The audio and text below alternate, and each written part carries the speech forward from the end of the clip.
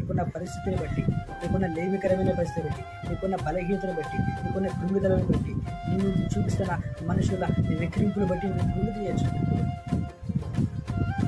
వాటి మాటలను కొంచెం మాకు ఇదే బలమైన వాటి మీద పెట్టిన దృష్టి, ఆ బాధ మీద వాళ్ళనే బాధ అనే మాటలు పెట్టుకున్న దృష్టి నువ్వు దేవుని ఎందుకు పెట్టింది. దేవుని గురించి నువ్వు ఆలోచించు. వారు అంటూ ఉంటారు, వాళ్ళు చేస్తూ ఉంటారు, దుఃఖపరుస్తుంటారు, అది మానవ నైజం, వదిలేసాయి. అదే నువ్వు దేవుడు క్షమాపణ దేవా నా పరిస్థితులు లాగుతున్నాయి.